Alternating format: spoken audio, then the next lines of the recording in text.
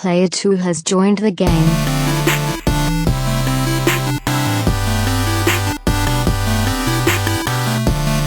Hey, yo, what's up, everybody, and welcome to episode 158 of the Two Player Co-op Podcast. As always, I'm one of your hosts here, Kevin, along with my brother from my mother, Sean. How we doing? Fantastic, but we'll get to that here in a minute. I thought you were about to say something. I was just thinking, when are we going to do that episode 150 live stream? Yeah, I know. When I figure out the internet It'll up be here. episode 200 before you know it. When I figure out the internet up here. Hopefully by 175, I'll get it figured out. Hey, if this is the first time you're seeing or hearing us, this is the Two Player Co-op Podcast, where pretty much every week two brothers get together to talk about everything you need to know about in the world of video games. If you like that, make sure you go over to youtube.com/2playercoop. It's this. Is that what you're saying? That's what I thought. It was something on the wall. No. I'm like, what is that? youtube.com/2playercoop. Hit the like button, hit the subscribe button, share the video, share The scribe. Share the video with your friends and families and everyone in between, even your enemies, unless they like Bob Mackey or something. I don't even know what I'm saying. If you really like us, you can go to patreon.com/2playercoop. I almost said /stores. And you can support us over there just like our producer, Steve Appleton, did, as well as our affiliates, Logan Wilkinson and James Solar. If you like merch, you can go to teespring.com/stores/ Is this the thing? This is the thing, Two Player Co-op. It's always a thing. If it's a website, it's a thing. Got it. I'm going to wait for that. Nothing happening. Nothing. If you want to see us Twitch every once in a while, you can go to twitch.tv/2player_co-op. I'm going to jump right into it right here. So we're recording later than we wanted to for a couple of reasons. One of those is this past weekend was Extra Life 2019 with the Nerd 901 family. And holy crap, that was freaking awesome. Cheers to all of us. Cheers. Sláinte. Shout out to all the brothers. All the brothers Schifani, Nick, Adam, Paul, Ernie, obviously, the Blur Without Fear. The two of us, I'll shout us out as well. Katie Forbes and the man with the plan. My gosh. Jose. My savior. If we ever actually turn this into a full-time thing, Jose. If we win the lottery, Jose will be a full-time employee. And I will pay him even more than we'll pay him handsomely. Whatever it takes, because oh my God, if you tuned in to the Nerd 901 Extra Life stream and it looked like we were professionals, that's because of Jose. We had a little here and there, some behind-the-scenes footage, pictures, whatever, of the setup. But, I mean, I'm sure to somebody that knows what they're doing, right? Jose's probably like, I mean, it wasn't that bad. But to people like us that, sorry to burst your bubble, we don't know what we're doing. No, we have no Especially idea. when it comes to that. Like, as soon as I walked in and saw the setup, my jaw dropped. I mean, it's just unreal. And yeah. Jose killed it. He was kind of the behind the scene. I mean, he's just awesome. Shout out to Jose. So to prep myself for the stream, on the way, on my drive to Paul's apartment to get ready for the stream, I listened to the Avengers theme on repeat. By the way, this may be sacrilege. I don't even care because I don't think I'm wrong. I think it's the best piece of movie music ever. It's the best theme song ever. I think the Avengers theme is better than Star Wars, the old Superman theme, Batman 89, like anything you can think of. Better than the boom in like Christopher Nolan movies. It's weird because isn't it literally just something?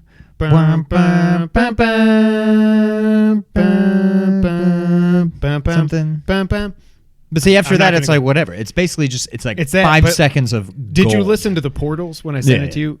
That like you can see everything happening in Endgame. You can see the portals opening. You can see everybody lining up and building up to where they charge. And I was like, when I listened to it the first time that Saturday on the way, I was like, I literally started crying. I was like, okay, the fact that this music makes me cry. Endgame is my favorite movie. It's not just 1A and 1B anymore. It's Endgame is 1, Dark Knight's 2. Speaking of music that makes you cry, the Did one you that listen to does Samurai Cop? No, the one that does it to me is, I think it's called like Battle of Pride Rock or whatever.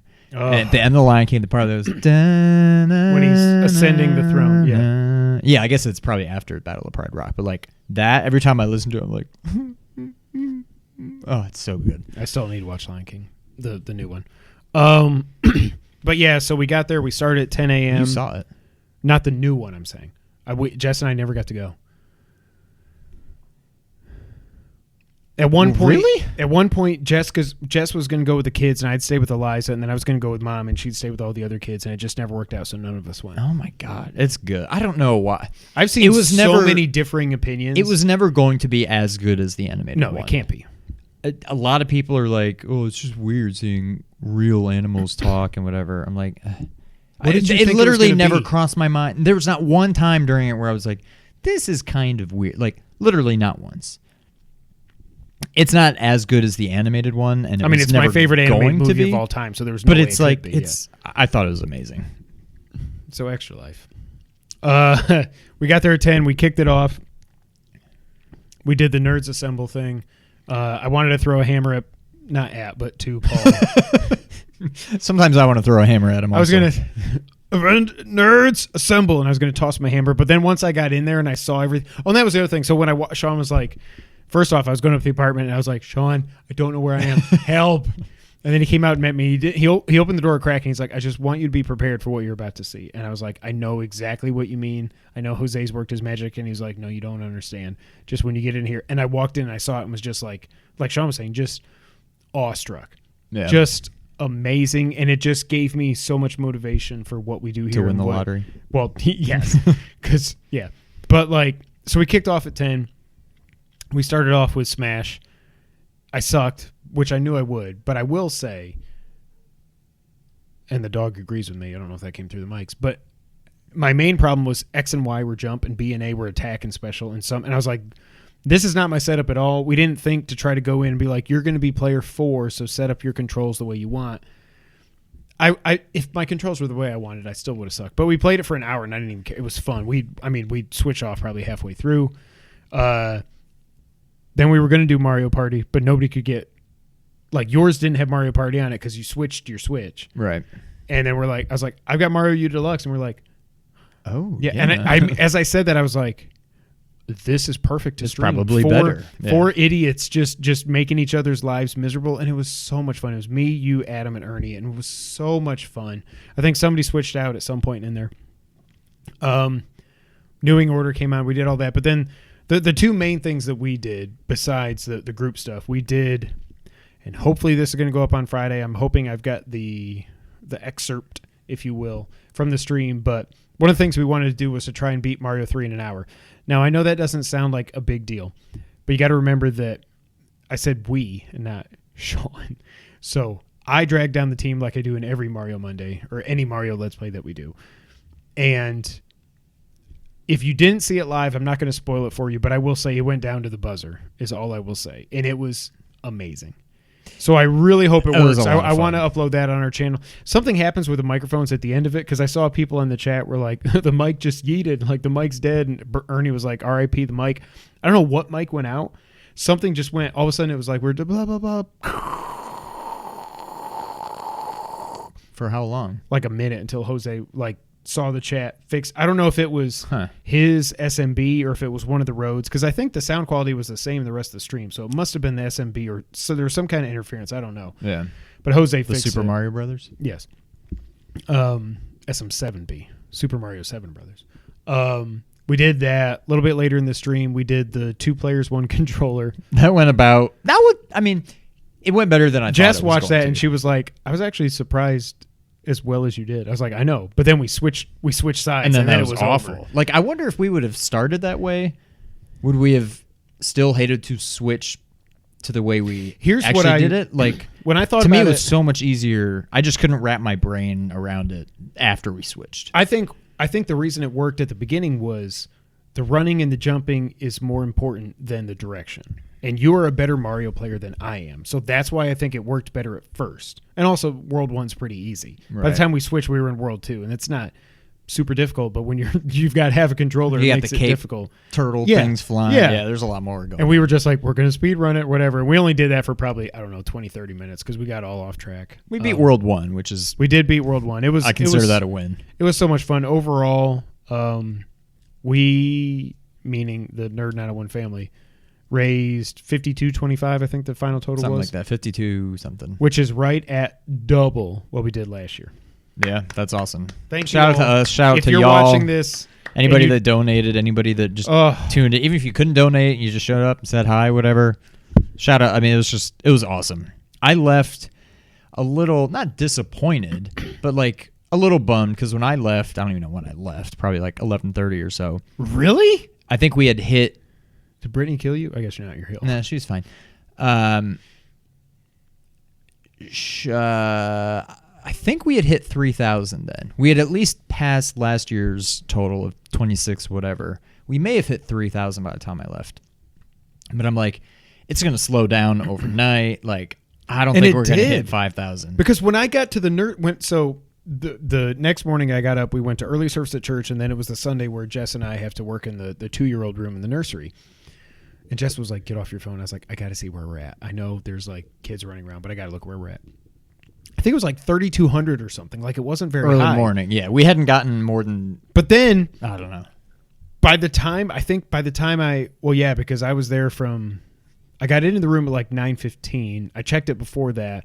By the time we ended at 10, I mean, I was still there, but like it just kept going, all these random numbers, and it was over like 4,200. I was like, oh my God. Well, we got to around 41, 4,200, right around the 23-hour mark. So I'm like, all of a sudden I'm like, and we had just gotten like one or two, I think it was a couple sizable donations. Like we got maybe $500 in the matter of 5 or 10 minutes. The last one was, and all of a sudden we were over 4,000. I'm like, maybe, man, like we're close. And then we just stopped and nothing happened for like a half hour. Then with like 20 minutes to go, maybe 15 minutes to go, we got a big one of like 400. And now all of a sudden we're only like 300 and change away. And I'm like, but I didn't even see that. I had stopped watching when there's like 20 minutes left and we were like 900 away. I'm like, well, that's still pretty impressive, whatever. And then I tuned back in with like 5 minutes to go and we had just passed 5,000. I'm like, holy crap. Wait, what? And I had to like rewind, and there's like one big donation of like 400 and then another one of like 283. Yeah, 280 got us across the finish at line, 5,000, and then a couple more random ones came in after. But like, I don't know what it was, but when I tuned in at like 9:30 when we started the nursery, 9:15, whatever it was, we had like 27 people watching or something. And then when I tuned back in, when it was getting close to the end, it was like 95. I was like, so I don't, Nick. We had a lot of. Were people sharing the stream or something? I think we had a lot of. Just that it was Call of Duty. So the Twitch Memphis crew, a lot of them. I mean, I don't know if they're. I don't even know what Twitch Memphis is, but a lot of local streamers, if you want to call that Twitch Memphis, I don't know. A lot of them came on and hung out with us a little bit. I think a lot of them were like hosting us or whatever you call it. So I think that was probably a big part of it. I think that got us a pretty big audience there.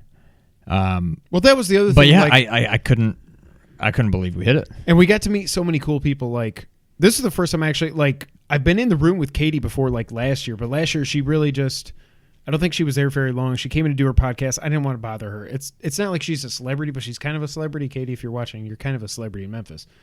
But this was the first year I actually got to like say, hey, I'm Kevin, nice to meet you, and actually talk to her and stuff. And then she tweeted out that we're very funny, that apparently we were cracking her up all day, which is hilarious because I think we're funny. I mean, but I also don't think anybody else would think we're funny. No. But Katie was cool. I got to meet Amanda, Witchy Brew. I left before everybody else came.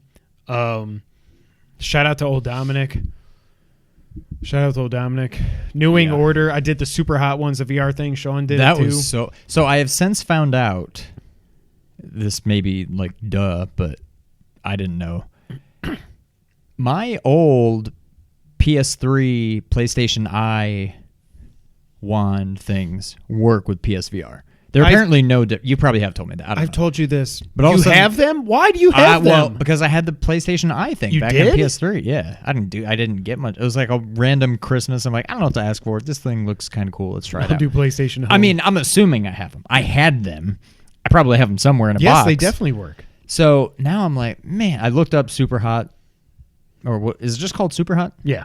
It's like $25, and I'm like, that was maybe the most fun I've ever had in VR, where you've got like a dude coming at you, and you just like you feel like you're John Wick. Grab a bottle and then his gun flies up in the air, and then you can grab it and just and you're like, it's like, yes, it was so much fun. My favorite thing was people would run up to me and I would duck and I'd punch them in the D. That's what I did that every was time. a lot of fun. And then I'd grab whatever they had and whatever.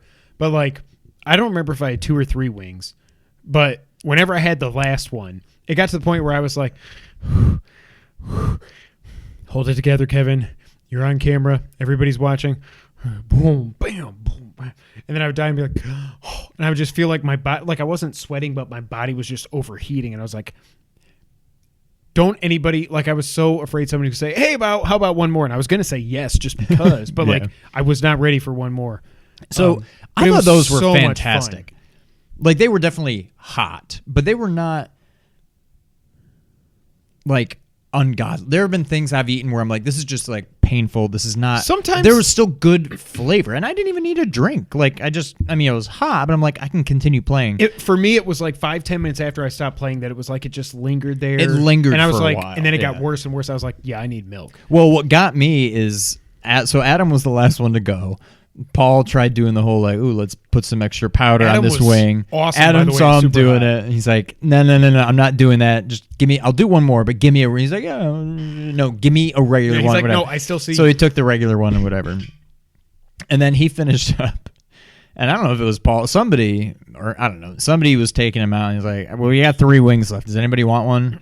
And like nobody was like, I'll do it. And I was like, I don't want him to go to waste. So I grabbed one. And I think I grabbed the one that he had put the powder on because that one kicked my butt. The original ones, they were just great. Like fantastic flavor. Hot without being like unnecessarily hot, I thought. The last one was pretty hot. But understandably so with the extra ghost pepper powder on it. Yeah, whatever. I think just doing the ghost pepper powder last year was that had worse. to be so much worse. But it's like I did the ghost pepper and I was like, oh my God, this is horrible. Bread, milk. Like I think I had like 2 glasses of milk as soon as I put the powder in my mouth. So it's almost like it was horrible for an instant, but then that negated it. And it would just kind of, then it went down to just like hot from super hot, super hot. This time it was just like, because I let it linger like the cranberries. Do you have to? Okay. It was just, but I didn't care because playing super hot was so much fun. I do think one thing I noticed, and maybe super hot is just optimized better or something for VR. The only other time I've done PSVR is at your house when I did Astrobot. This, I did not see any screen door effect on super hot. So I don't know if when I was at your house, if maybe I didn't have it close enough to my face or something. Because when Adam was helping me put it on. That's true. I didn't even think about that, but you're right. I put it on and I was like, okay, this doesn't look right. And then I pushed it a little bit closer and I was like, oh my God, this is perfect. Wow, I'm here. Yeah, but that's not going to affect the screen door thing. That's just going to, you can tell if it's not seated properly, it's going to be. See the floor or something? Or? Well, that, but like even what you're seeing, it's just going to look very blurry. It's not going to be more or less screen door. And then once you like get it like cinched in and it's like perfect, you're like, But even then, on mine, I see the screen door a lot. I don't know. Maybe this is just a type of game where you don't notice it as much. I don't know.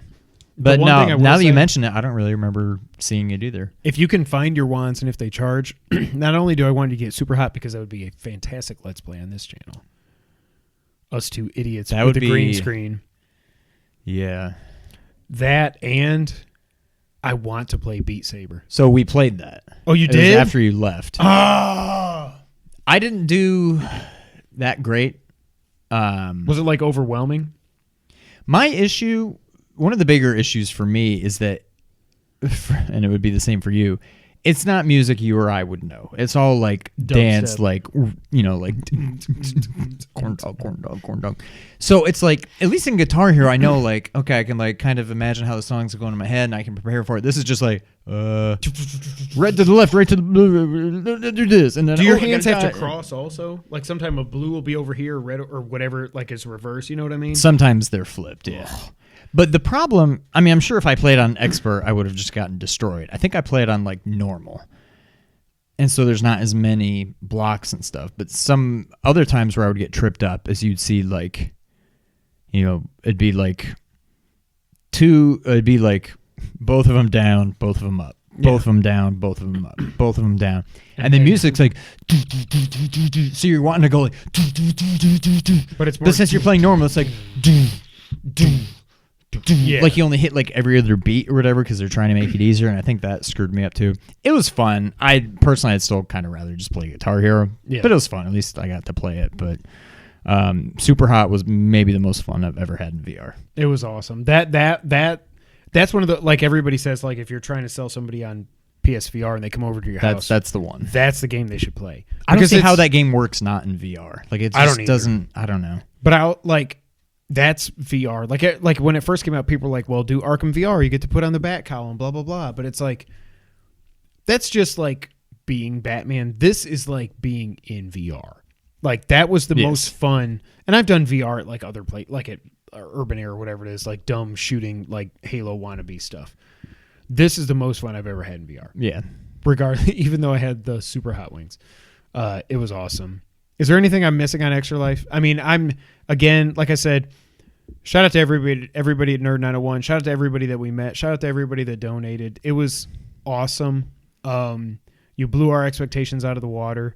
Like I texted Nick, I was like, "Hey, 10,000 next year." It was a lot of. It definitely just made me thankful for this community that we have, and it's not even just. It's like a community of communities. Like you had a lot of like Earn Abler Without Fear. A lot of his people showed up. Yep. Katie brought in a lot of viewers. You had all of these streamers. Yeah, Rebob. All these streamers that came in and got other stream. Like it was kind of like a lot of communities coming together at once, and like. Memphis it was just yes, Memphis is awesome. Shout out to Memphis. Shout out to everybody. Even if you're not in Memphis and you showed up, you donated, you didn't donate it, you just chat, whatever. Shout out to everybody. We couldn't have done it without y'all. I had a blast. I can't wait for next year. It was so much fun. Yep, I agree. Thank you, everybody. So before we get into the rest of it, one thing last week, I don't know if we talked about this last week, but I had a birthday last week. I don't think we even mentioned it. But was it? Well, I mean, it was before we recorded. I know. But I mean, it was after we recorded. Yeah. You'd think I would have been like, by the way, when this goes live, I'm 38. Well, I'm 38 now. But I just have to say, shout out to this guy and everybody in the White family because they made my dream come true. So we went out for my birthday dinner and it was great. We went to Huey's and I got my chicken fingers or my chicken sliders and a couple of beers and everything was great. And they're like, all right, Mom's like, come over here. We'll do ice cream cake. Sounds good. So we got there after everybody else. I don't even know. We got stuck in traffic or something. We walk in. I'm like, hey, we're here. Let's do ice cream cake. Then I get a text from Sean that just says volume up. I'm like, what? Like I see it on my watch says volume up. I'm like, what is this? Then I pull up my phone and there's a video. And all of a sudden, Sean's got his phone up, and my mom's... Did you get a video? I never saw yours. Yeah. Okay. Sean's got his phone up. My mom's got her phone up, and I'm like, what the hell is happening? And I look, and it's just like a blurry... Like, it looks like the inside of a car. I'm like, what is going on? And I hit play, and then I see somebody's face. It's like up here, and they goes... Whew. Now, as soon as you saw him, did you know? Or was yes. it not till you're... Okay. No, I knew who he was. And then I hear, hey, Kevin... I don't know if that's Batman or Snake, but all of a sudden I'm looking at David Hayter on my phone wishing me a happy birthday, and I start crying, of course, because I'm me, but also because it's like this guy, along with Kojima, he's probably like the number 2 reason I still play games at this point,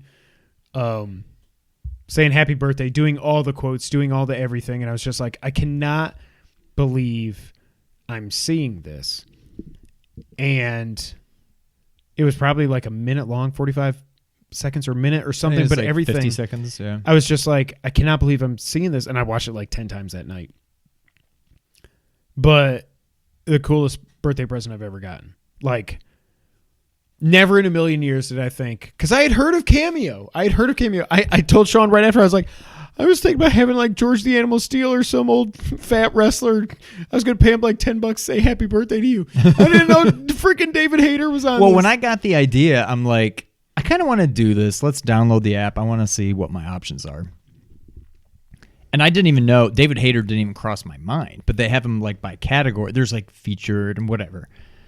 And I'm like, none of these people, like, he's not going to care. And then there's one category that you can look at that was like gaming or something. And I'm like, oh, okay, let's check here. And I was like, nah. And then I saw him, I was like, oh my God. But that's it. Like, this. I'm not going to do any better than this. Hideo was not on there, unfortunately. Well, he doesn't need to He's been a little busy, too. But no, I had a blast even just doing it. Once I got the video back, I probably watched it 10 or 15 times before I sent it to you. I'm like, this is awesome. Like, this came out perfect. And it's so easy. It would be so easy for him or like any of them to just like mail it in. No, like, he was hey, in Kevin, full happy birthday. character. Like he was Snake in that video, and it just, oh my God, it blew. Just go to my Twitter page, Kevin White 24 on Twitter, and it's pinned. It'll be my pinned tweet for the rest of forever. And he liked when I tweeted about it and how much it meant, and that he and Kojima are still the reason I played games to this day. He liked it, and that even just seeing him like it, I was like, well, now I've peaked. There's nothing else I can do. I mean, I got my kids and wife and stuff, but like, there's nothing else I can do. Yeah. So my dream came true for my birthday, and it was amazing. Hashtag T-Mold. A couple other things here real quick. The new Sonic trailer dropped today, and I have to say, like I was going back and forth with Bernardo, the redesign is perfect. To me, it's perfect. It's exactly what he should have looked. It's without him looking like a literal cartoon. It's like the perfect blend of it looks like he could exist in a world of real people. But he actually looks like Sonic. But he still looks like Sonic. He has gloves. Yes. The old stupid Sonic just had blue fur and then white hands. I was like, why does he have white hands? Why is he not? He's wearing gloves. He's got shoes. Like his eyes look right. They're the big, like. Yeah. I still wonder if it is, like Dagan said all those months ago, it still does seem like a conspiracy to me that they were able to pull all this together in just a couple of months. Something seems a little fishy, but. It's been a while. Been a while. What's it been, like 5-6 months? No, it's been like 2 or 3. No way. It was September or August, yeah. Really? Yeah.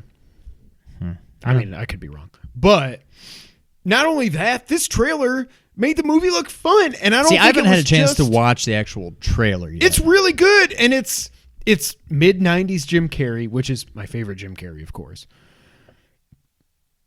And it's not...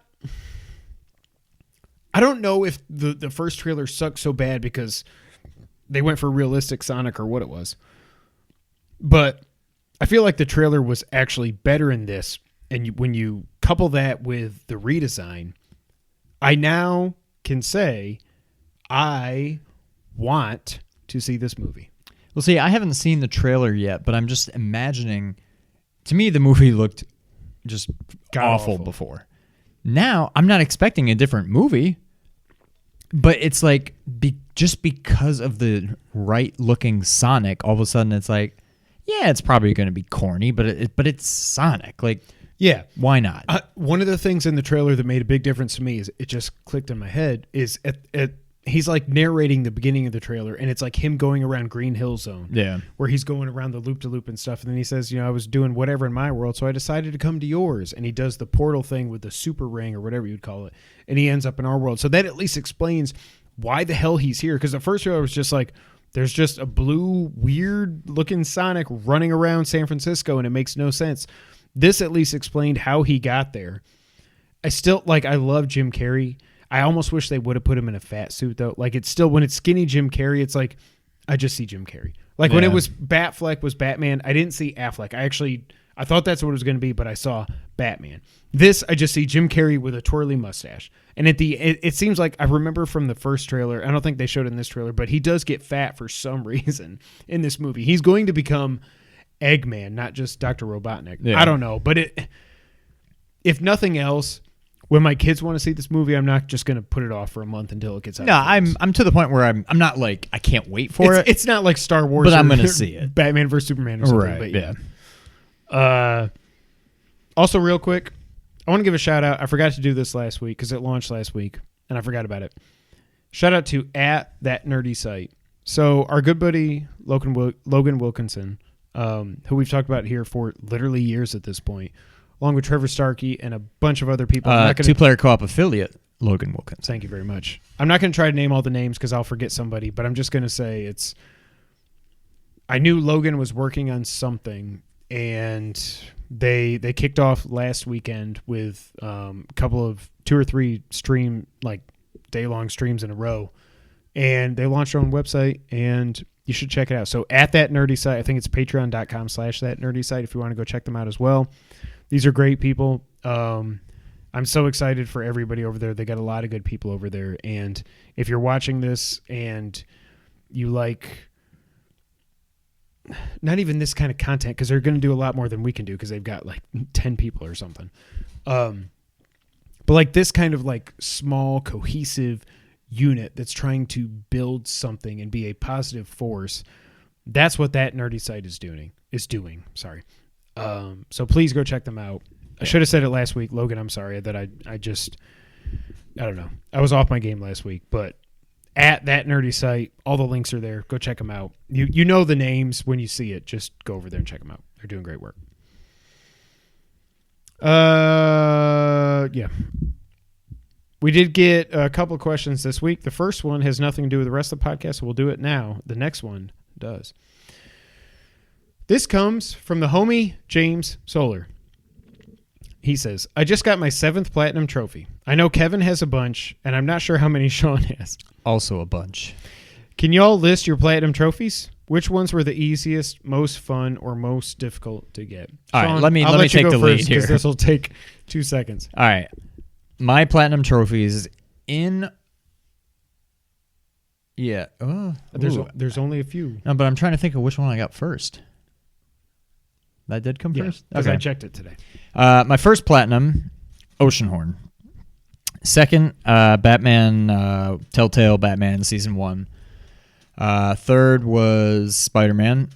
And fourth and last was Bloodstained. Bloodborne.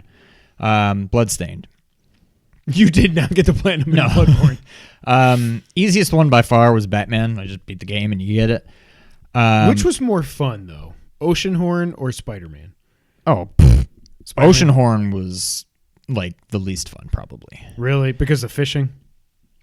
I guess because of the fishing, but even that wasn't too... Just some of the random stuff, like kill an enemy by pushing a block onto his head. There's like some random ones like that I think I just had to look up and be like, I don't know how to do this. The most fun was Spider-Man because it was pretty, I wouldn't say natural. Other than the gang stuff, it was right. It was fun, yeah. Bloodstained was pretty fun,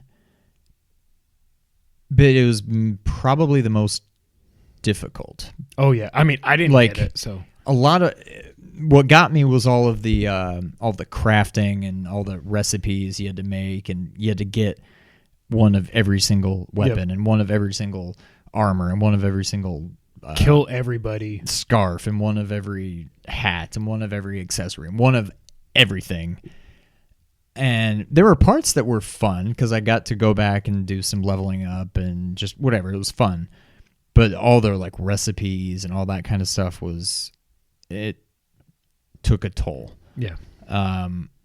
So that was probably the most difficult. So Batman's the easiest. Most fun was Spider-Man. Most difficult was Bloodstained. And then Oceanhorn was just kind of... It wasn't terribly hard. It was too easy not to get. Exactly. Yeah. It was not very difficult, but you had to go out of your way to get it. It wasn't unfun. Parts of it were. But it was also my first one, so I was also like, I know I'm within reach. Yeah. I know I can do this, so I was determined to get it.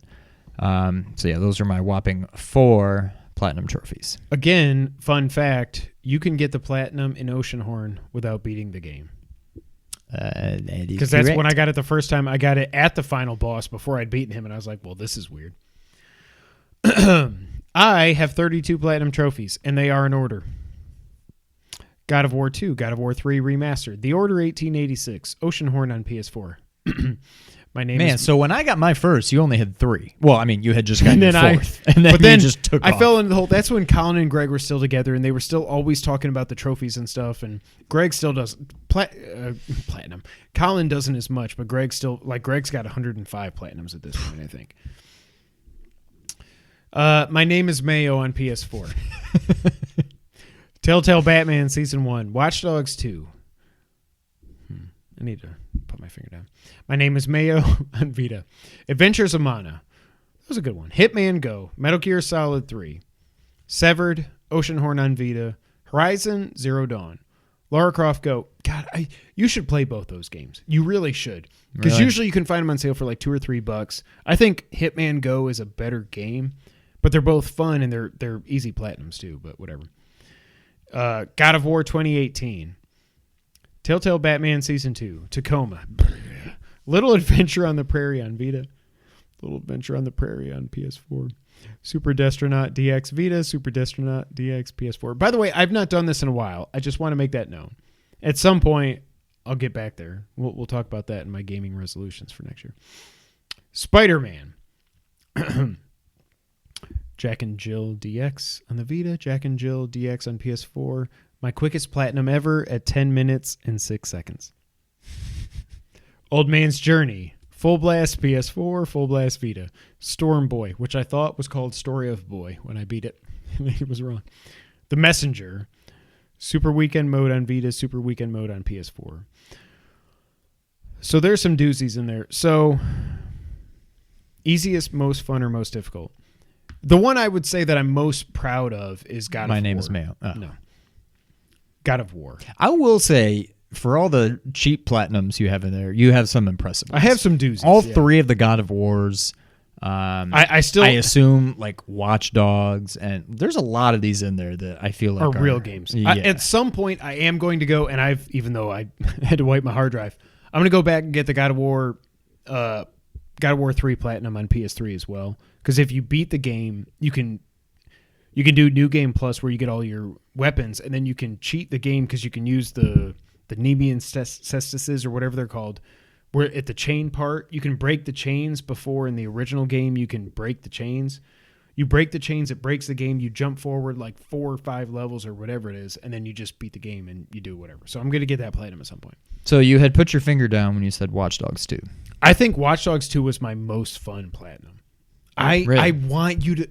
God, especially before Legion comes out, and we'll talk about a couple games here in a minute, but you've got to play Watch Dogs 2. Like, you would love it. I'm not saying you would like it. You would love that game. Really? And I think you would platinum it too. Like, there's only like 5 online trophies, and they weren't that bad. It might be harder now because it's 3 years after it came out. I don't know how many people are still playing, but I think that's the most fun platinum I've had.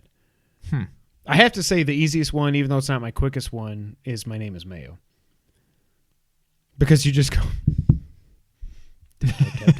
tap. Vita or PS4. And I'll never forget when Jess comes out, and I was doing it on the PS4 because I got my Vita at Christmas that year. I got it on PS4 first, and she walks out like she was doing whatever and getting ready for bed, and she walks out and she just sees this carton of mayo on the screen. I think it was wearing the bikini at that point, and I'm just going tap, and she's like, "What are you doing?" I was so ashamed. I was like, "I'm getting a trophy." She said, "For what?" I said, "For tapping this thing like 10,000 times." She's like, "Why?" I said, "I don't know. I have a disease. I have a problem." That was the easiest one. So yeah, I think the easiest was My Name is Mayo. The most fun was Watch Dogs 2. I think the one I'm most proud of, which is what I would consider the most difficult, it's either Horizon or God of War 2018. But I think I give, because of what I had to go through to beat those damn Valkyries. Yeah. And shout out to you, James Solar. Again, like the second to last Valkyrie he beat was the one that I beat first. Like I beat the one in oh God, what's it called? Not Niflheim, the fire region that unlocks after the game. Helheim, I think. No, that's just Hell. I don't remember what the name of it is, but the Valkyrie you fight there, I think is the second hardest Valkyrie in the game. That was the one I fought first. And I probably died 15, 20 times fighting it. Finally beat it, and then every Valkyrie I fought after that was like, you're dead. You're dead, until I got to the Queen. But it took me 2.5 to 3 hours to beat the Queen. And because of that, I think that is my hardest and the platinum I am the most proud of. Whatever I'm trying to say. You know what I mean? Most rewarding. Yes, was God of War 2018. See, my hardest, I think I said, was Bloodstained. Without that is crazy. But I think the one I'm most proud of, to me, is Spider-Man, because I feel like Spider-Man would probably be my number 2 most fun. Yeah, like, I don't know. Bloodstained is not difficult. It's just a grind. It's grindy, but Spider-Man wasn't grindy until you got to the crime stuff with the gangs. Right, yeah. So I will talk more about my platinums at the end of this year. I'm going to make a lofty goal, and I don't know why I'm doing this. Next up, Sean, what have you been playing this week other than what we talked about at the stream? Okay, before we get into what I'm playing, yes, sir. What I'm watching. Oh, damn it! Did you watch it already? What? Mandalorian? I watched it right before I came over. Is it as good as everybody's saying it is? So I was watching it. I'm going to watch it tomorrow because I can't not. It's very much Star Wars. Like, is it like Rogue One Star Wars? In what way? Like the grittiness and the non-lightsabers. It's gritty. And stuff. Yes. Yeah. I could see that. It's very much Star Wars. You do kind of just get a feeling that you're watching a TV show and not a movie. It looks like the movies. Like they spared no expense. But you do kind of get the feeling you're watching a TV show. It just plays differently. It's just got a TV show feel. And I don't necessarily mean that in a bad way. It's just different from the movies, but still very much Star Wars. I'm watching it. I'm liking it. It's pretty cool. I like it enough to where I'm like, I'm going to continue to watch this. There was no part that just like grabbed me and was like you have like, I can't stop. There was nothing like that. Until the very end of the episode. So is this what everybody's talking about? I haven't read much, but yet? Probably. I kept thinking, I'm like, if you're going to do this show, you better have some kind of... you better have some kind of like... Oh my God. Yes, there's got to be something. And I'm like, maybe there's not. Maybe that'll come later, whatever. It's not, to me, I don't even know if I'd call it an oh my God moment, but it was just like a thank you. This is all, like, I'm hooked now. Just because of literally like the last minute, probably. Is Gina Carano in the first episode? I don't think so. I like her. She gets a bad rap, but I think she's awesome. I like her. I don't know if this is a spoiler. I don't think it is, but I looked up who the Mandalorian is. I mean, the actor. Yeah. It's Pedro Pascal, who I don't even know if you would know who he is, but he was in Game of Thrones. That's what I know him from. I love that dude. I didn't even realize that's who it was, but like when I'm hearing him talk, I'm like, I definitely know this voice, and I had to look it up. And once I saw it, I'm like, oh, okay, yep. There's no way this guy doesn't take his mask off. Like, you don't get a guy. Not that he's like this. Oh, does he take it off? Not in episode 1, but I feel like he's got to. Because I don't know why you would hire Pedro Pascal. You could hire a freaking stunt actor to do it. Right. So I feel like at some point he's got to take the mask off. Is Boba Fett in it? Don't answer. I don't want to know. Moving on. When is not in the set? first Do you one. know? It's between 6 and 7. It's post-Empire, pre-First Order. Yeah. Well, then Boba Fett's not in it unless they're going to rewrite canon. Okay. It's just, if you've watched it, you know what I'm talking about. I'm going to watch it tomorrow before this post because I have to. It's just so cool. It's not like an oh my God moment. Darth Vader came in and killed everybody. Right. But it was just it's awesome. I enjoyed it quite a bit. Did you just do Disney Plus or did you do the Hulu? ESPN right now, Plus, I just did Disney Plus, but how much is the whole bundle? $12.99, I think. I don't see why I wouldn't do it. But what's on Hulu? If Raymond's on there, then I'll do the bundle. That's true. I mean, I've had Hulu for the last year because there was like a Black Friday thing. Okay, there's something 99 cents a month for a year. I'm like, well, yeah, I'll sign up. There is something we watched The League on it for like the third time just because it wasn't on Netflix. It wasn't on anywhere else. We watched that on there. Oh, it's not? Not anymore. Okay. Hulu, occasionally we'll be in the mood to like watch a movie and we'll look through Netflix and nothing jumps out at us. We'll look at Amazon Prime. There's nothing. We'll check Hulu. I'm glad I didn't pay more than $1 a month for it. I don't know that there is something I saw Max Scoville tweeting about this and a bunch of people replying to him that there's something about if you try to sign up for Disney Plus, and Justin Davis might have tweeted about it too. The funny thing this morning, I don't know if you follow a lot of ESPN people, Stephen A. Smith, Trey Wingo, Golick, everybody was like, oh my God, it's the first day of hashtag Disney Plus. Make sure you sign up at DisneyPlus.com. And I was like, oh, this makes me not want to sign up just because I'm the way I am. But I signed up at work. And I'm like, let me see what I'm working with. Because there's a week free trial, right? Yeah. Yeah. It was just so, in a good way, so overwhelming. Like when I go on Netflix, I'm just like, Rasan keeps texting me. He's like, X-Men, like, Gargoyles. I'm like, there's just so much stuff. Yeah, because they bought Fox. Like The Simpsons is on there. It's just like, yeah, well, Simpsons suck. There's just so, it's overwhelming in a good way. Like almost everything you come across, you're like, I kind of want to watch that. And I kind of want to watch that. I want to watch that. Watch Ragnarok. Like, is Ragnarok on it? Is it on Netflix? It was on Netflix. No, I don't see why it wouldn't be long, on here. So. I don't know why. I think they have all 22 or 30. Yeah, I don't know why it wouldn't be. It's so good. I mean, it's so worth the money. I'm not going to cancel Netflix, I don't think. No. But at this point, it's like I was telling Dad, I was like, at this point, Netflix is just like a utility. It's like gas and like paying for water. internet or TV. You pay for Netflix. But it's awesome. It's like 40 minutes. They're not super long. Well, that's good.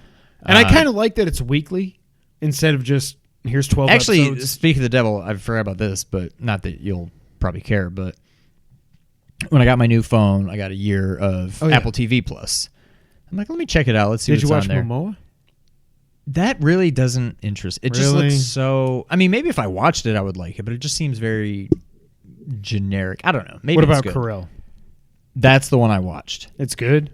I've heard people love it, and people say it's the worst show ever created. Oh, I love it. I think it's great. Okay. It's like, it reminds me of like. I think it's more like the woke culture, and it's like very. Somebody said they Steve like Carell's it or they rapist. don't.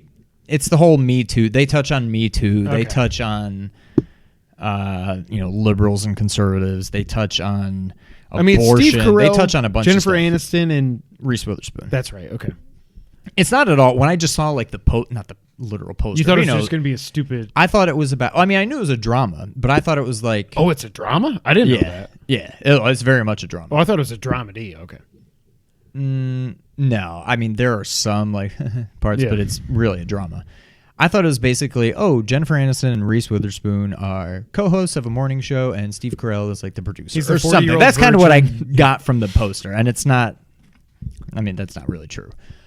My only complaint, it's not meant. I mean, it's meant to be serious, but there are times where Steve Carell is like angry and he's yelling, and it's just he's Michael Scott. Like I can't separate him from that character. Yeah. And for the most part, when he's like being very like subdued and whatever, he's the character. But then there are times where he gets really upset and he like screams, and it's meant to just be like a serious like frustration, just yell. So, and it's just like, oh my God, that's Michael Scott. That's my, and I can't even say it's a complaint, but that's the one thing about it so far that it kind of like, it's like pulling me in. Yeah. And then that kind of pulls me away. I'm like, that was Michael Scott. What was that? But one conspiracy theory that I've had for a while, and I'm sure this is, I'm not breaking new ground here, but I thought that like, it would kind of make sense if the 40-year-old version was actually not virgin was Michael Scott. Like before he went to Dunder Mifflin, he worked at the Best Buy thing or whatever. Yeah. Because there's like, I'm not doing any quotes. I'm not doing it. But yeah. What made me think of that was Apple TV is similar. I assume they're probably all like this, but at least with the morning show, when it launched, they gave you 3 episodes. Okay. And now they release 1 episode every week. So it's like you get to dive in a little bit. But there is only one Mandalorian, right? Yeah, it's just one. Okay. So that is purely weekly. On Apple TV Plus, I assume all their episodic ones are probably, here's a few episodes to get you started, and then it's weekly after that. But no, the morning show is really good. I don't know that I'm glad I had the year free. I don't know that I'll pay for it. I mean, it's only for $5 a month. It's cheap, but I would rather spend $5 a month on Apple Arcade. See, I don't even know. I don't know that I want that either, but I'm saying I don't know it's that one of the I others. still have it, but I never use it. Are you Besides getting charged Ocean for it Horn, and I now? haven't even played that yet. I mean, I've played it, but I haven't played it in a while. Are you getting charged for it? Oh, did you get your Apple TV yet? Yeah, I got it. Okay. Yeah. So I don't know. Anyways, yeah. So that's what I've been watching. What have you been What I've playing, been Sean? playing, I did play a little more Mario Maker, just random stuff, whatever. Yesterday, I got back into Call of Duty. I think I beat a couple missions. Where are you at? So I was done with London. Okay. I'm not going to get too spoilery, but I did. So after that, I think Just right say the after names, that it's fine. was the townhouse thing. That was cool. Yes. Thank you. That was when I was like that. When I got there, I was like, okay, this is not Call of Duty. My only thing, so I'm down with like realism and stuff. That's one of the things that I really liked about, I'm going way back, but Rainbow Six. Yeah. But there's part of me that it's like, and this is kind But of you why also I'm, wanted to be fun. well, this is why I'm looking forward to 13, which is very much not realistic, but it's also not like just like Halo. Like it's just, what I don't like about it is it's almost too, I get that it's realistic and it makes sense. You have this whole squad with you, but it's like, what, come on, let me do like they'll go up to a door and blow it open and go in and like shoot a guy. I'm like, well, come on, like, Yeah, not but- to sound like a psychopath. I'm like, I wanted to kill that guy. But for me, there was times where maybe I haven't got to those missions yet, but there's missions where you're outside and everything is going to hell in a handbasket, and I'm like, my AI should be doing more than they are. It's like Price is over here, but he's not hitting anybody. I'm like, so I have to kill literally everyone that's rushing us right now. right. You know what I mean? Like Everybody that's rushing you. No Russians. Again, oh my God, whatever. Metacritic, whatever. But yeah, so I did that. I think the next one Did you get any flashbacks? that you like play? Yeah. No.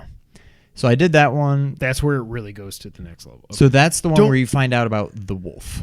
Yeah. And the next one, I think you get him. Is he like in the hospital? Is that what that mission was? Where you go into the hospital? It all kind of blends together. But I did that one, and then I I can't think the remember. next one was the one where you're in like an embassy or something, and the guy.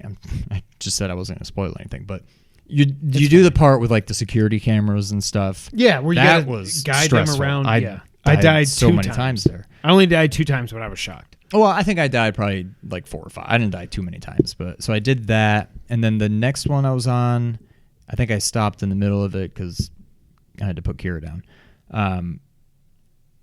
You're on like a rooftop, and you keep shooting the flares off, and you got like a sniper rifle, and you're trying to pick people off. You keep shooting the flares off to like illuminate stuff, and they're like getting closer. God. So That's the embassy. But it's after what I was just talking about. No, I know. But yeah, so that's where I am. I think I stopped in the middle of that Okay, because I had you to. stopped at the hardest part because what's about to happen is it goes to hell in a handbasket. Okay, so am I like halfway? You're about halfway. Yeah. Okay, that's about what I thought. Don't give up. Keep playing it. No, I'm enjoying it now. What I really want, beat it before Friday. Again, we're recording this only on Tuesday. I don't know that I said that, but Jedi's out on Friday. Oh yeah, I'm gonna have Just beat it like tomorrow and Thursday. You'll 2 hours each. You're done. Really? It might not even be that much, but yeah. So yeah, I enjoy it. The townhouse was a nice change of pace. I still say the rest of it has just been a lot of like just the same thing over and over again, just different environments, and it's like okay, like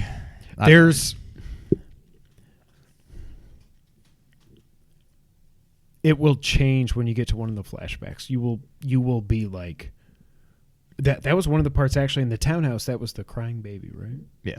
Okay. That I was like that was the one moment when I was like I heard all of the realism, blah blah blah, reviews, all this other stuff, and I was like, I don't know if I can go I mean, that through didn't this. really bother me that much. But I mean, there were parts in that where like, you know, you go into a room and she's like, "No, please don't." I'm like, Yeah. okay, for and then you see then her she like tries reach to for the kill gun. I'm you. like, "What?" And it's Die, like, bitch. God, like it makes you really like, my God, like do I shoot her? Is she but I think really that's, innocent? I Whatever. think And then you that's see why her go it's for the so- gun. And That's why it's so grounded. Is like that's what like I mean, that's war. That's yes, yeah. like they try to trick you, and I'm so glad I get to sit in my warm yeah. house. Yeah. Yeah. So what have you been playing? I don't even know. What have you been spending your time at? Oh yeah. I don't know, Sean. What have I been playing this week? So, I mean, you saw from the title of the video, we're getting to our Pokemon review, 50-something minutes in. I told you this was going to be a great podcast. Sean, what do you want to know about a game called Death Stranding? Because I have literally, you're not going to be able to read it, but I just want to show you all my notes in my note. Okay, ready? Right. All right. Let's get into it. I am 14 and a half hours in. And I will say this. So I'm the resident Kojima fanboy. We both are, but I'm to another level. Yeah. On this podcast, this channel, whatever you want to call us. And I went into this game thinking, like, I think I even said last week, the reviews are meh, whatever. I don't know. Greg loves it. IGN hates it. I don't know. I have to see it through. I'm going to get this game. I am shocked at how much I love this game. I went into this thinking I wouldn't even like it, and so far, almost 15 hours in, I love this game. This game, Death Stranding, is unlike anything, any game I have ever played before in my entire life. Now, to be very clear, this is a walking simulator. I will say that. So, this game definitely is not for everybody. The funny thing, did you see the tweets about Kojima's interview?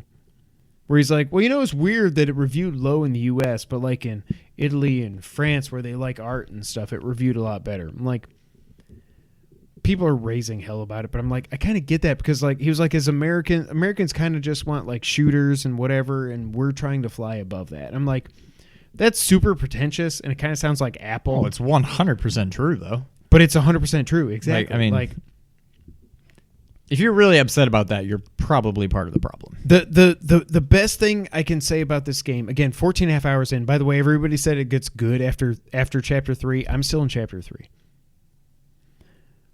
14 and a half hours in. This game is a mix of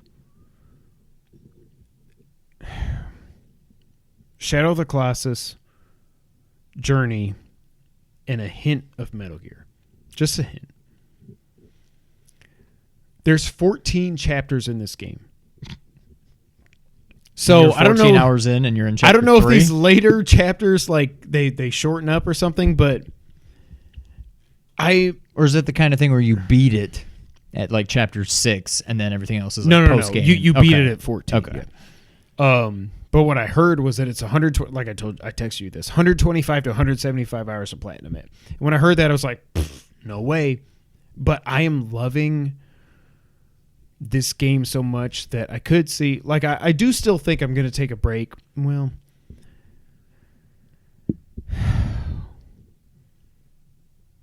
I want to play Jedi so bad.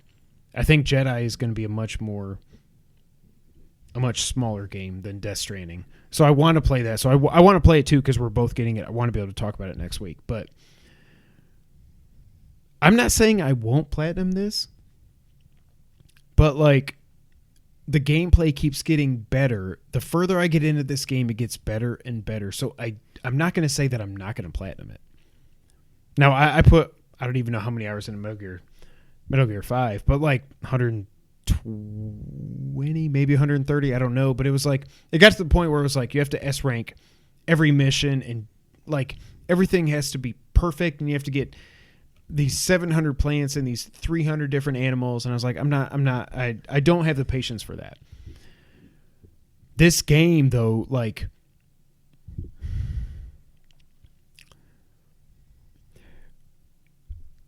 I'm shocked I'm even saying this. This game I have thought about as much or more than any game since Metal Gear Solid 5 and Breath of the Wild. Like this game, when I'm not playing it, I am thinking about playing it. And I am shocked at that because the game is literally, it's a FedEx simulator. It really is. Like Colin was saying on his podcast today, he's like, how did they make this game in like 3.5 years? Oh, I know how they made it, because the game is just, there are some enemies. There's like enemy encampments, the mules and stuff. They're here, there, whatever. When you unlock a grid, you can see where their like their radar thing is. You know if you want to go through there or not and go around it, whatever. There's them, and there's the BTs. There's some boss fights. But it makes sense that they were able to make it in 3.5 years, because it's just they had to build this beautiful. This game is freaking beautiful, by the way. I'm playing on a base PS4. Beautiful, absolutely beautiful. By the way, Jose wrote in, and he said, I have a pretty powerful GPU in my PC. Should I just wait and get it on PC? Further context, I've never played a Kojima game. And I say, Jose, I would say it's up to you. Like, by the time this comes out in summer 2020, it will be whatever the story is, which I'm only in chapter 3. It'll be completely spoiled. If you can avoid it, fine. I don't think you need to wait. I think this game looks absolutely beautiful on base PS4, so I'm sure on a PS4 Pro it's even better. So Jose, I would say it's up to you. If you want to take the risk of story spoilers and stuff, that's up to you. But I would honestly, I'd probably say just get it on PS4. But like I said, so it's a walking simulator, but I don't mean that in a derogatory way. Like, it's not like Firewatch and Tacoma and what's it called? Gone Home, Edith Finch, where you're just walking and unlocking story. You're walking in this game, but the game, the world, the terrain, everything is almost like. So the main antagonist, it looks like, as far as I am in, is Higgs, Troy Baker. However, like the 1A antagonist is the world. And I heard so many people making such a big deal about how it's like, oh, I'm just walking the same, and then I trip and fall, and all my cargo like explodes, and I don't have it anymore, and whatever. That's the stuff I keep reading that I'm like, it is. Like, let me just tell you, Solar? Does Solar have it? Somebody was tweeting and talking about how, and your response was you have to hold L and R at all times. Like, you're just walking and you keep falling over. I'm like, oh my God, like this would drive me nuts. Literally, though, if you play the game, so you've got the way it works is you walk. So you load up, obviously, you've seen all the pictures from Kojima. You can have like a friggin' couch on your back, basically. As you're walking through the world, L2 and R2 are your balance triggers, whatever. As you're walking through the world, you can hit the R1 to do your little brow, brow, and he does a scan, and it shows you what the terrain is. Blue is okay. Yellow is you might trip. Red is you're probably going to trip. And you can click in the left stick to run. As you go through the world, though, you can just hold L2 and R2, and you're not going to fall unless you just like jump off a cliff like an idiot for some reason. Yeah. So everybody that I've seen, like there's some, like even like IGN, like gave it a 6.8 and all this other stuff. They're bitching about the gameplay, and it's. Well, what seems weird to me about that is like, why is that even in the game? What if there's a game where like you need to hold L2 and R2 for your character to breathe, and if you don't hold them, you're gonna die. So now you have to hold these two buttons through the whole game just so you don't die. Like, why is that even a thing if it's that easily solvable? So you can move quicker if you want to get to your destination quicker. You can just run, or walk or whatever. If you hit terrain that's bumpy, you'll see it on screen. Hold L2 to balance, hold R2 to balance. Whatever it is. Like if you're going one way or the other, if you're falling left, it'll say hold R2 to come back this way or vice versa. But if you want to just progress through the world without trying to like speed run it, which I think is the beauty of the game, you can hold R2 and L2 most of the whole time and get through it. Now, where that doesn't work, and this is the other thing Solar was asking me about, is you get in the areas where the BTs show up. So no spoilers here. But through all the pre-release stuff, there's timefall, which is rain. Okay? What happens when there's rain in this world that they call timefall it speeds up the aging or decaying process of anything it touches. When you're Sam, you have a special suit on so that it doesn't hit you. Whenever it starts raining, your little guy goes meow meow, and your hood automatically opens up. You're fine. But you have to manage your cargo and everything.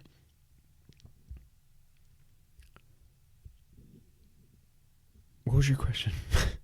It's just that it's a weird mechanic that it's like it's easily solvable just by holding these two buttons, but then why is that even a thing? Oh, that's right. Okay, so you can either choose to hold R2 and L2 and just get slowly through the terrain or whatever. When the BTs show up, like Solar asked me, he's like, do I just run for it or can I sneak around them? I'm like, okay. What you need to do if you are playing this game, when the BTs show up and when you get a little bit further into the game, you do have weapons that you can hit them with and kill them, actually. So the way it works, so you've seen like the oil monsters and stuff. Though I've had one boss fight so far, and it was a lot of fun. It was pretty cool. But when the BTs show up, so when you get into rain, it starts raining, and then your thing goes up and it's like, oh man. But if it's just raining, you're fine. You can keep going through the area, whatever. However, if you get to a point where the BTs show up, your thing does another thing, everything slows down, and you get this dramatic music and everything's like, oh crap, the BTs are here. And you're talking to BB and you're like, oh, do you feel that? At that point, your instinct is probably, I got to get the hell out of here. Do not do that. So the way it works is so you can do a crouch walk like Snake can. You hit circle, you crouch. The BTs sense you. It's like they can't see you, but they can sense you. But they can sense you better the more noise you make. So it's Last of Us and Metal Gear. So yeah. So what you want to do is you duck down, but when you duck down, you can also, if you tap R1, it does your radar scan thing, your overdeck, I think it's called, scanner. If you hold R1, you go and you hold your breath. Depending on how much stamina you have left, you can hold your breath, obviously, for a certain amount of time. Your overdeck thing will look at where the BTs are. And if you are patient, and this is why I think I like this game, because this is where the Metal Gear stuff kind of comes in. It's not really a stealth game. At its heart, it is a walking simulator, delivery simulator thing. But if you are patient, and if you crouch down and you hold your breath and you only move when you're holding your breath and you pay attention to your scanner thing, you can get through there okay. Like there was one time where I was like 4 or 5 hours in the game, I was like, screw it. I got to be close. I'm just going to run. And as soon as I start running, and all of a sudden the oil comes after you and all these hands are coming at you, I'm like, my heart is like pounding out of my chest. Like this game, I think I love it so much because it's such a perfect mix of serenity and stress at the same time. Like this game is completely empty. You're going from point A over here, point B over there. But that's like, call it 5 miles. I don't know.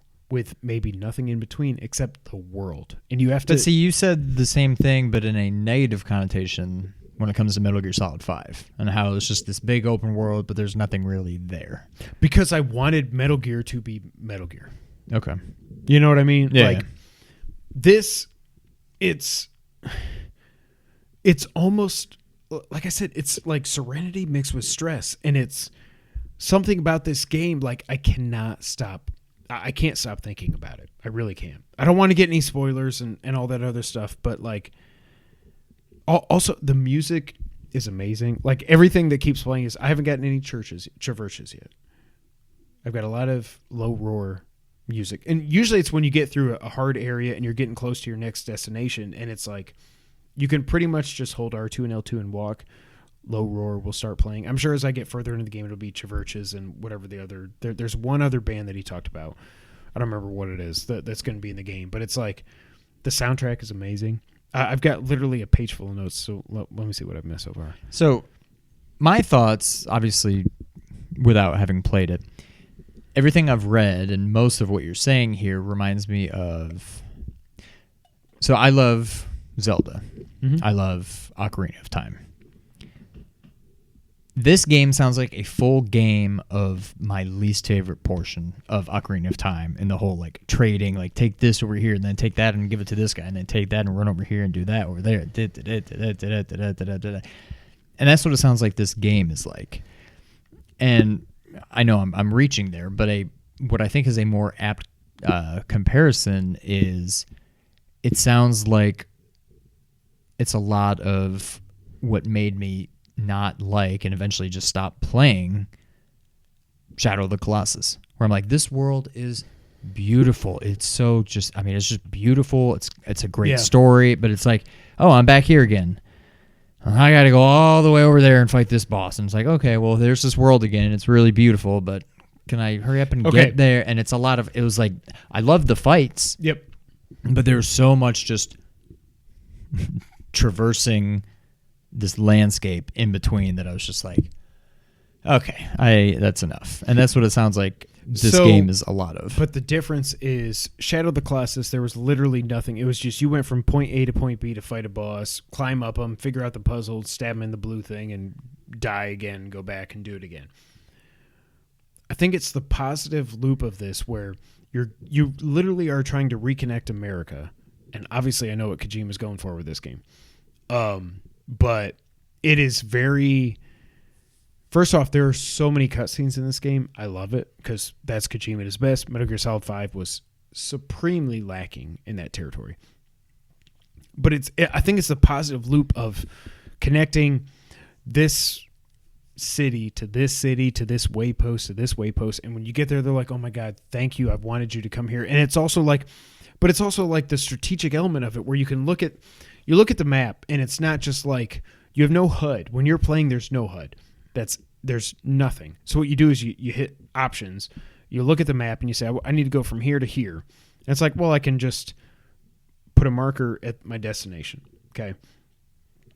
But then you realize that you can hit the trackpad and you can move your DualShock, and instead of just looking straight down where it looked like it was going to be a straight path from here to there, if you rotate your DualShock, it rotates the map so you can see, oh my God, that's like a freaking giant mountain. I'm like, okay, so maybe I need to go here and do this. And then once you discover the mule, which are the people bad guys. By the way, those guys are terrifying because for some reason they're so much faster than I am. It's like that when you get into their area, they have their own scanner things. And if you have cargo on your back, their scanner will ping your cargo and be like, oh, there's somebody here with that. Their whole point is, Are they like pirates? What the game has told me so far, yes. I have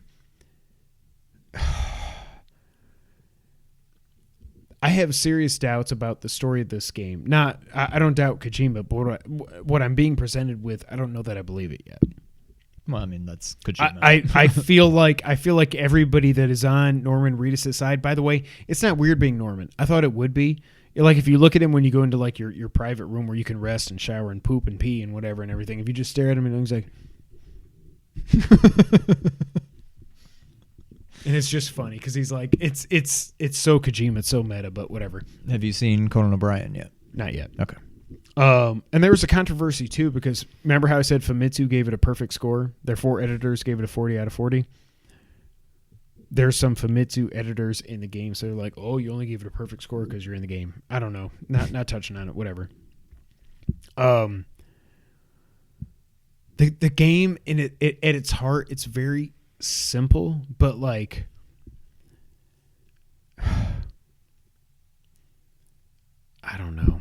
I guess what I keep going back to is it seems like the kind of game that I don't know if I really want to play it, but I'm very curious about the story. Like at this point, I'll probably never go back and play Shadow of the Colossus. Yeah, but part of me still wants to just go back and like watch, just look at YouTube and watch all the cutscenes, watch all the boss fights, and that's where I'm currently at with this. And I know it's probably like how many, who knows, however many hours of cutscenes, but like it's a lot. I almost feel like I could get the same.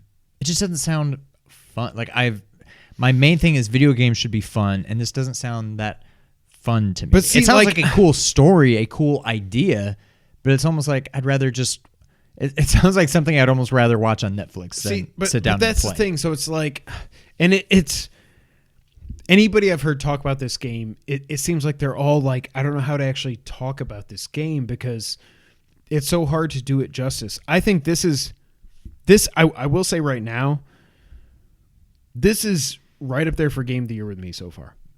Really? With RE2 and Link's Awakening and whoever knows what Jedi is going to be here in a week. But like this, but that's what I'm trying to say. Like this game is that good. And it's so hard to actually, that's probably why I have so many freaking notes because it's like, there's literally, I've never played a game like this before, ever. And like I said before it came out, if this wasn't Kojima, this game would not exist. Period. There's so no just stuff. I way. mean, I know you're somewhere around. If you go by chapters, a fifth of the way through, right. or by time, you're like a third to half of the way through, or whatever. But with what you've experienced so far, on your first mission, which I assume is literally every mission, take this thing from here to there. I'm not trying to dumb it down, simplifying it, yeah.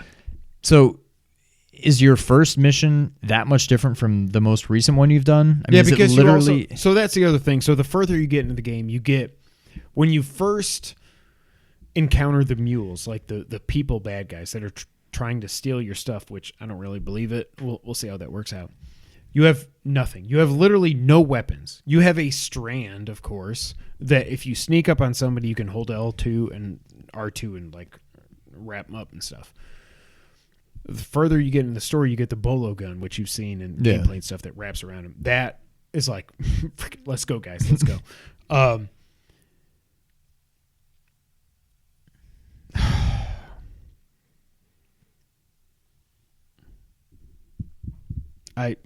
I mean, it's tough because I know you could say the same thing about Spider-Man. Oh, really? You have to go to this part of the map and fight a bunch of guys? And yeah. I mean, I get you could say that about a lot of games, but it's... Sorry if you hear that. It's on our end. Okay, so you upgrade as you go. You get weapons. I just got to the point where I got a trike. Okay, you've seen it in all the trailers and everything. So you get a trike. You get two versions of the trike. You can get a short-range trike, which doesn't have as good a battery, and you can put cargo on the trike, or you get a long-range trike, which you can't load cargo onto, but it's got a much better battery. Also, if somebody constructs a road, if you drive in the middle of the road on your trike, or if you walk along it, whatever, you also get like exoskeleton legs and stuff. Like, that's the thing. It starts off so bare bones. It's just like me with a backpack trying to get through all these ghosts and bad guys and get this package from here to there. But that's until you play it. It's like you can't even. You really can't. And this now I sound like I'm Kojima or Apple or something. But it's like you can't understand it until you actually play it because that's the beauty of the game. But the further you get into the game, you get all these upgrades and stuff. You get the bolo gun, you get the trike. You can also, as you level up, like as you make more deliveries, you can carry more cargo on your back. It like lets you be able to handle more weight and stuff. That's the other thing. Like the loadout screen in this game reminds me of Metal Gear Solid 5, but also Metal Gear Solid 5, it didn't really matter because you can just call in a drop of whatever weapons you want and you can do whatever. This is like, okay, I've got this much cargo. What like optional cargo do I need to take? Should I do 2 or 3 missions at once and try to go from here to there to there to there because it makes sense on the map? But if I do that, I've got a freaking like giraffe on my back because it's so tall. You know what I mean? Like, right. It's very strategic and stuff. And I'm seeing what people mean about Chapter 3 because when I got to Chapter 3, that's I think when I got the trike. You can also, in the middle of Chapter 3, you get the thing that you can like have like a hoverboard behind you that floats that you can put more cargo onto that. So you don't have to have it all on your back. So it's not hurting you. You can just put it back there and it floats behind you so it doesn't get damaged and stuff. That's the other thing, that the time fall, you have to have a container spray to fix the containers. But if your cargo that you're carrying isn't in a container and the rain's falling on you, you can't use your container spray because the container spray is a container spray, not a cargo spray. It's not a game I ever thought I would like. And I don't think I like it because it's Kojima, because it doesn't feel like Metal Gear Solid anything. It does not at all. There are some hints, I will say. But do you think you would like this game just as much if this was just EA's Death Stranding? I never would have played it. Yeah. I only would have played... I think if it was the exact same game from a different person and I actually played it, I would like it just as much. Okay. But if it was that, I never would have tried it. Yeah. You know. I think ultimately where I kind of stand with it is I have heard overwhelmingly positive stuff about it. Like, I can't imagine this is not a good game. I fully believe it is a good game. I just don't know that it's something that I would enjoy. And I keep thinking back to Shadow of the Colossus. Also, almost universally loved. And I loved it in the beginning, and then it was like this again and again and again. Like, come on. Yeah. And I got bored with it, and then I never went back. And that's kind of how I feel like this would be. So the difference for me is Shadow of the Colossus, it was just... The missions were more, you go from here to there, you fight the thing, you figure out the puzzle, like I said, you stab in the blue thing, and you go back home. You die, whatever. I think I like this better than Shadow of the Colossus, because Shadow of the Colossus, it was more just like, this is only like 10 monsters long, and all I have to do is ride my horse. I like hold my sword up, and it points in the direction. I ride over there, figure out the puzzle, I stab it in the blue thing, and I go home, and I do it 10 times, I'm done.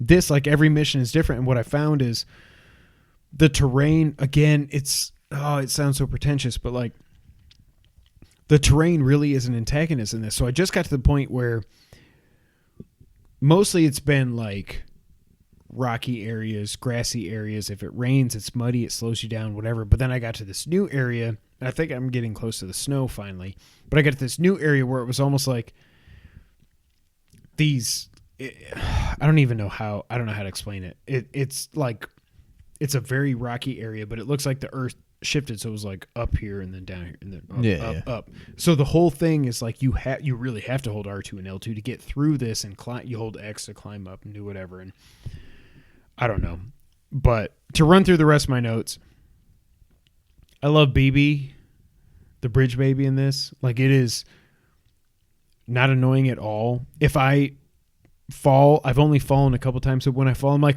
oh my god, I am so sorry. And I just love him so much. The acting in this is phenomenal so far. There's a lot of hints at the story that I think I know where it's going with Sam, but I haven't gotten that far in, so I'm not going to say anything. I've seen Mads Mikkelsen a lot in flashbacks or visions. Now, is he a bad guy? I don't know. At where I'm at, I assume he's a bad guy. Troy Baker is definitely the bad guy of this. Okay. Mads Mikkelsen, I've only seen, like I said, in flashbacks or visions or something. I think I know where it's going, but I don't want to say anything because I don't want to spoil anything. There's a lot of things that Sam says that remind me of Snake, like, what took you so long?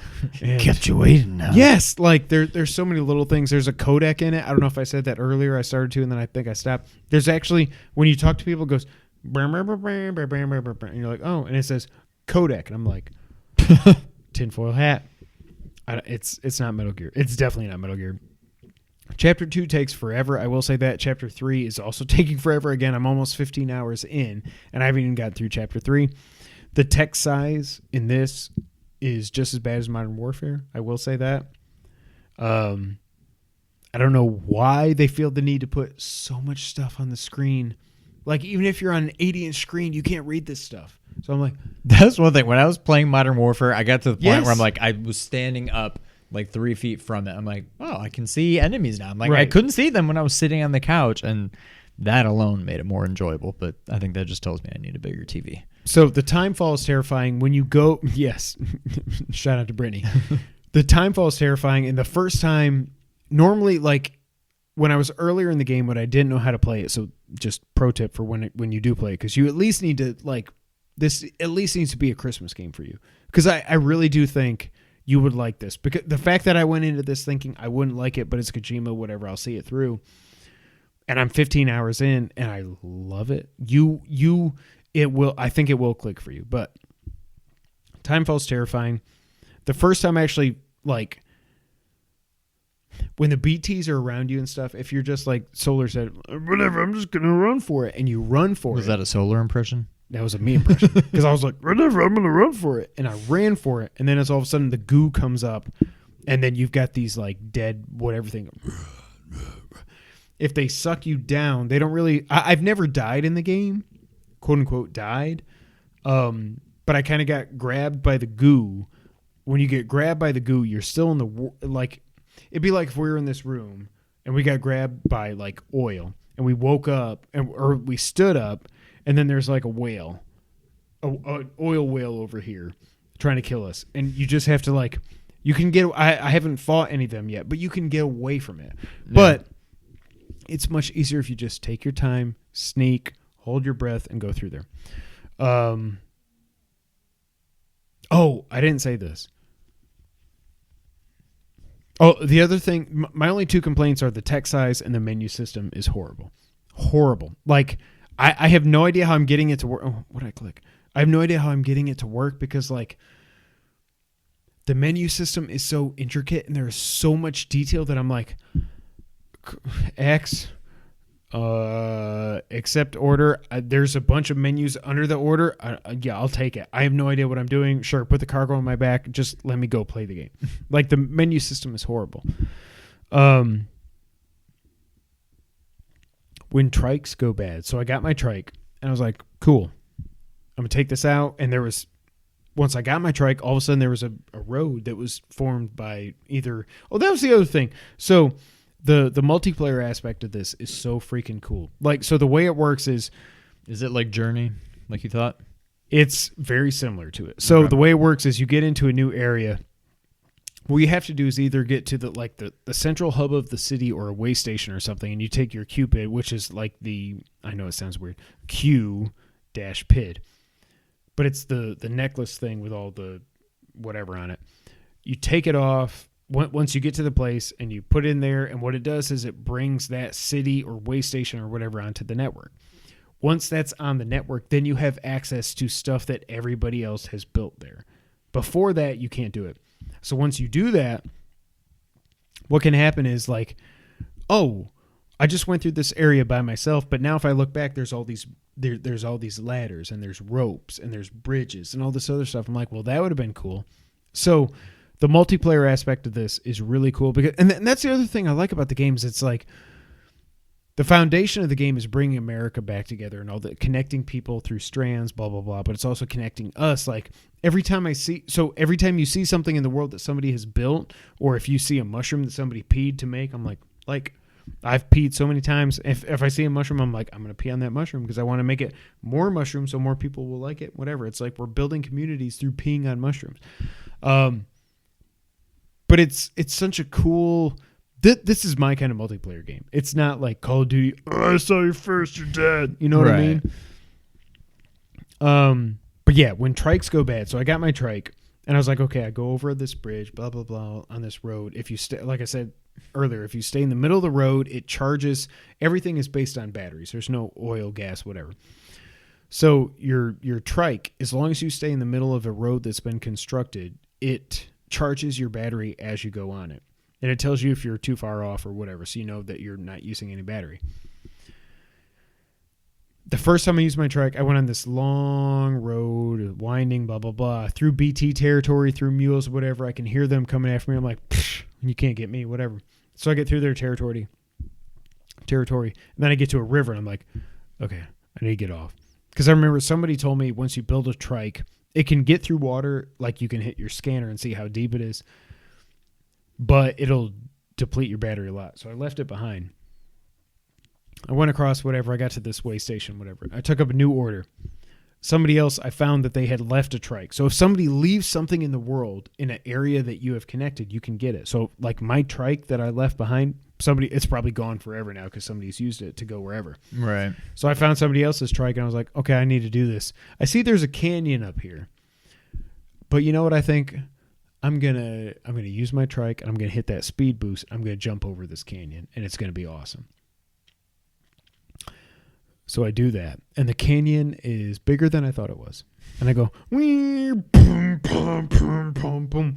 So then I end up in this like narrow canyon that all these mules, like the bad guys, are coming at me from every, like what you see is if they're behind you, you just see red arrows on your screen. I'm like, oh my God. So I'm driving through this canyon, like I don't know where to go, wherever. What you can do is you can like kind of pop a wheelie, like you can lift it up so you can almost, it reminds me of the stupid bat tank in Arkham Knight. You can kind of lift it up and then you can X jump, so you can kind of like platform with it a little bit. And I platformed with it a little bit and I kind of went up this thing because I got to the end of this canyon, there was nothing, and I was like, well, I have to get up either with this thing or not. I went up, and it got up to the point where it was just stuck, like it was like vertical like this. And I was like, jump, do whatever, nothing's working. So I finally get off it, and as I get off the bike, I'm like, and I fall back in the canyon. All these mules are coming at me from every direction. They're throwing these like spark spear things or whatever they are, and I'm like, I don't ever want to use a vehicle again unless you've got a clear path. I don't know. I thought I was going to be ready to give up this game when Jedi came out, just to play Jedi. And I think I will want to. I'm going to play Jedi this weekend. But I really love this game, and it's up there with RE2 for Game of the Year for me. And I never, ever, ever, ever thought I would have said that. Now, maybe 10 more hours in, I'm like, oh my God, when's this game going to end? Right, yeah. You know? But where I'm at now, almost 15 hours in, I freaking love it. And I never thought I would have said that. Interesting.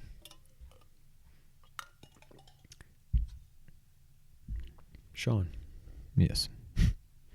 Hour and a half in, you want to get the news of the week?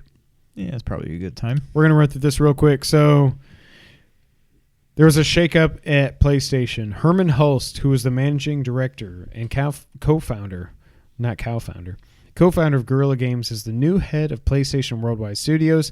He replaces Shuhei Yoshida, who will oversee a newly formed division in the company that, according to a news release, aims to, quote, focus on nurturing external independent creators. Hulse is best known as heading Guerrilla Games' development of the Killzone series, as well as Horizon Zero Dawn.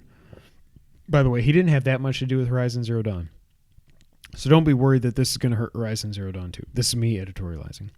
Most recently, he's also had a hand in developing Kojima Productions' Death Stranding. So also, that was one thing I forgot to say. So 70 people from Guerrilla helped out with Death Stranding. That's another reason they were able to... I mean, they used a Decima engine, of course, but that's another reason they were able to get it off the ground as quick as they were. After 2 decades at Guerrilla, Hulst moves to an even bigger scale as he manages development across Sony's 14 studios. This executive shuffle comes as... don't lose that. I've done that before. Comes as Sony prepares internally for the launch of PS5 in 2020. Quote, Herman is one of the most effective and well-respected leaders in the video game industry, Jim Ryan, president and CEO of Sony Interactive Entertainment, said in the news release. He is a passionate advocate for the team he leads and understands how to empower creative talent to build great experiences. That was my ankle. It was rubbing against the chair. So anyways, Herman Hulst is taking over Sony Worldwide Studios. Shuhei, who's basically been on the bench for like 2 or 3 years now at this point, is taking up their what's the word? Their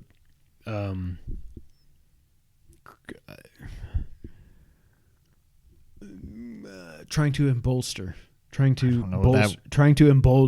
to rekindle Sony's PlayStation's relationship with independent titles. Okay. What do you think? So like Herman Hulst, By the way, he has a cameo in Death Stranding, which I saw that I was like, oh, that's Herman Hulst. That's hilarious. Okay. I guess it's a good idea. It's weird that they went from like PlayStation was so Japan focused, then they went so US focused, and now with Herman Hulst, it seems like they're going to be European focused. Like the US is where they get the bulk of their dollars, systems, games, everything. Shuhei is the man. Period. This dude, from all accounts, absolutely, like, he loves video games. Period. Like, it didn't make any sense for him to be sitting up in an office somewhere in Tokyo or Kyoto or wherever they are, just like counting his money. Like, this guy is supposed to be out there cultivating. That was the word. Cultivating independent games and stuff. And it's. I just realized that Tokyo and Kyoto are anagrams. Oh my God. I can't handle this right now. It makes more sense for him to be out there doing what he loves. You broke my instead brain. of like Tokyo, it's Kyoto. I hate you right now. I was going and I have no idea what I was saying now. He loves video games. He shouldn't just be sitting in an office. No, he shouldn't. He's Shuhei. Like he was for a long time. He was the face, no matter who was the president, CEO, whatever. He was the face of Sony, and then they're like, "You're getting too popular. Go sit in your office." Yeah. Like Shuhei's awesome, and this is what I was gonna say. Thank you for not breaking my brain. Like we've heard all this talk that Sony in the next gen is just focusing on AAA this, big studio that. Like it seemed like they were losing focus on the indie titles, and I think I can speak for both of us. Over the last 2-3 years, some of our favorite games have been from independent studios. Oh, absolutely. And I do not want Sony to lose sight of that. So I'm hoping that, but again, we're only basically a year out from the PS5. I hope that putting Shuhei in this position, I'm not worried about Herman Hulst. Like, PlayStation's brand's going to keep going, but I think the Shuhei thing is more important because these independent games, Sony, like Xbox at the 360 area with Xbox Live Arcade and stuff, they took the lead when it comes to independent games. They blew it out of the water. Then with PS4, they're like, we love, like, I think the slogan was, we love indies or something just generic and stupid like that. But like, it was such a focus for the PS4, and everything we've heard about the 5 is that it wasn't going to be. And if anybody's going to get that focus back where it should be for, like we said, some of our favorite games over the last few years, it's Shuhei. Yeah, I mean, I definitely think it's a good thing. I mean, I'm not worried about it at all. I like it. I think they would be stupid, and I think they're too smart to be this stupid to just lose sight of the importance of indies. I agree. Sean, what if I told you, 30 for 30 voice, that there was a patent for a cartridge for the PS5? I don't want you to read ahead. What if I told you? I would say it's probably a I hate red you. herring. No, it's not. Thank you. Okay. You didn't read enough. This comes from Push Square. A couple of days ago, Let's Go Digital managed to get a hold of another PlayStation-related patent. This time, it seems Sony has listed an interesting cartridge device. But what is this thing's purpose? We already know the PS5 will have a 4K Blu-ray drive for physical media, so what exactly this cartridge is remains a mystery. Of course, that hasn't stopped the aforementioned site from doing some theorizing, and it comes up with an interesting explanation for this odd bit of hardware. The website suggests that the PS5 users will be able to use these chips to upgrade the system's storage on their next-gen console. In other words, you'll be able to buy these supplementary solid-state drives, SSDs, to increase the amount of space available for game downloads, etc. This would be similar to the way you can upgrade your PS4's hard drive, but would make the process much more streamlined. Affording a little bit of credibility to this is the description of the device found in the patent filing itself. Translated from Portuguese, the document says, quote, configuration applied to / in data recording and storage equipment, end quote. The tech site also posits that if Sony does make it so you can buy more storage with these SSD cartridges, the PS5 itself may come with a modest amount of memory on board. This could be a way for the platform holder to keep the initial cost of the PS5 to a minimum. Of course, early adopters are worried that the next-gen machine will be expensive, but this method would reduce the price tag of the console itself and make expandable storage an opt-in premium. So we've heard they're SD cards. They're SSD cards. Well, okay, but I mean, it's what the Switch has. Well, no, they're hard drives. Okay, so they're not They're little. not a cartridge like. Okay. This. I mean, now when I hear cartridge, No, I think I know. of a So Switch think of, game like- as opposed to an NES. Exactly. So what they're theorizing means, and of course this is all rumor, but it's like we talked about, I think last week or maybe the week before. PS5 is targeting like affordability with its price. Yeah. So what if the PS5 is like the internal components are awesome? Teraflops. Awesome. I almost got choked up. They're teraflops all over the place, blah, blah, blah, but it's only a 500 gig hard drive. But, and I wouldn't put this past Sony because of their stupid Vita SD cards that are proprietary and whatever. You can buy this Sony cartridge that you just plug in like a Rumble Pack, and it gives you 3 terabytes of SSD storage. So everything's great. I'm excited by this, but I'm also worried about this because, like, I think they have to go with 1 terabyte as a standard, especially if you're talking about physical media is going to be on 100 gig Blu-ray discs.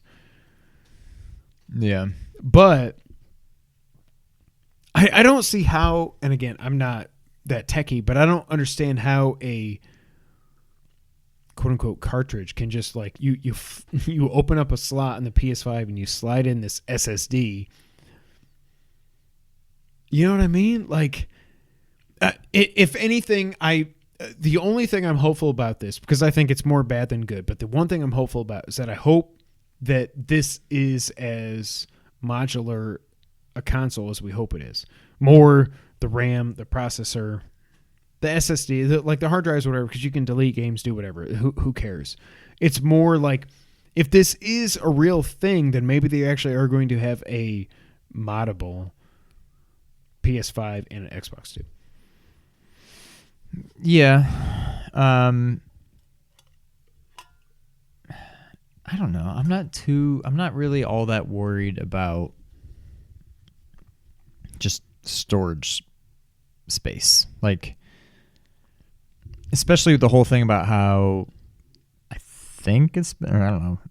Yeah, I think it's been confirmed. The whole thing where you can just install like portions of games, and it's been more or less confirmed. Yeah. Unless all of a sudden gaming changes in a drastic way, I'm going to guess no matter how good the PS5 is, it's not going to be a lot of games coming out for it that I feel the need to keep and replay over and over and over again. Like, I'll probably beat a game and remove it. And if I ever get the urge to play it again, I can reinstall it, whatever. I'm not too worried about that.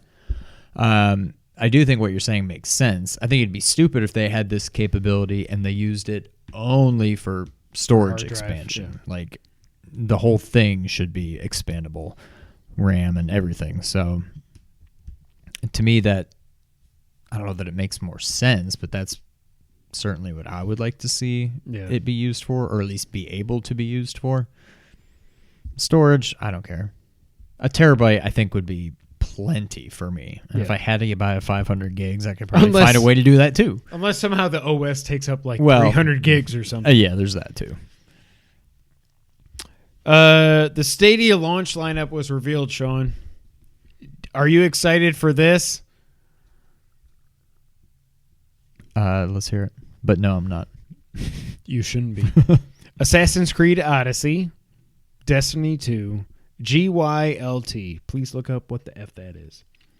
Just Dance 2020, Kine. Please also look up what the hell that is. Mortal Kombat 11, Red Dead Redemption 2, Rise of the Tomb Raider, Samurai Showdown, Shadow of the Tomb Raider Definitive Edition, Thumper, and Tomb Raider Definitive Edition. So like 30% of their games are Tomb Raider. So this thing is going to flop. I'm just going to say it. Like, this is your launch lineup. Assassin's Creed Odyssey, a couple years old. Destiny 2, GYLT, I don't know what it is. Just Dance 2020. Guilt. F that game. Kine, I have no idea. Mortal Kombat 11, RDR2, Rise of the Tomb Raider Samurai Showdown, Shadow of the Tomb Raider Definitive Edition, Thumper, and Tomb Raider Definitive Edition. So all 3 Tomb Raider games that are all years old at this point. Red Dead Redemption 2 is a year old. Mortal Kombat 11 is 6 months old. Just Dance 2020, you can play it on the Wii still. ACO, whatever. Destiny 2 is 2 years old. Like, this is what people are going to pay for. Are you kidding me? I don't know. I don't see how anybody could really be that excited about any of this. It's going to fail and fail miserably, by the way. I would tend to agree with that. I tried to get a picture of Eliza giving Kiki a kiss. No. She kept kissing her, and I would click, and then she's like...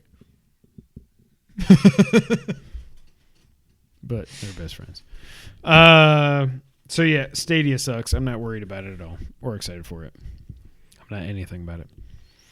And the last item here, the top PS4 October downloads were in order: Modern Warfare, Ghost Recon Breakpoint, The Outer Worlds, FIFA 20, Minecraft, for crying out loud.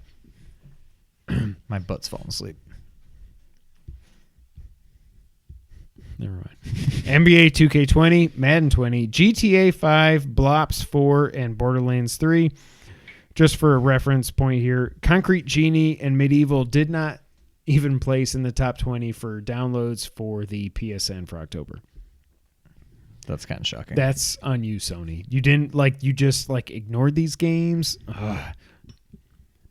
I want to play Concrete Genie, but at this point I'm like, it'll be $20 in a month or two. Yeah, I can wait for that. Yeah. Now it's time for the wrap up. Sean. Yes. Did you know that not only Wait, we're doing that? Huh? We're doing Did You Know? No. Did you know, though, that...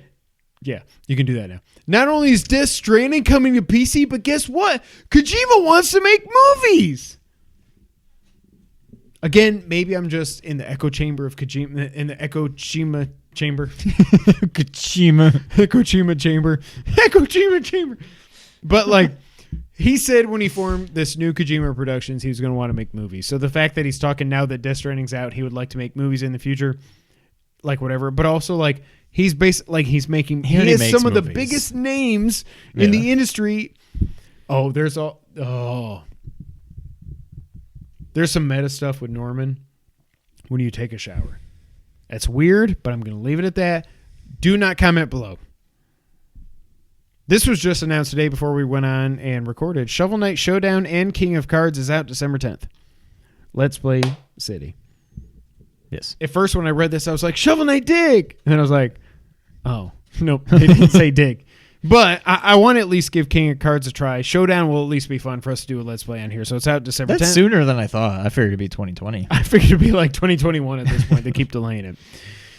Grand Theft Auto 5 has now passed 115 million units sold. They've sold 5 million just since May. Most games, if they could sell 5 million in their lifetime, would just do a deal with the devil.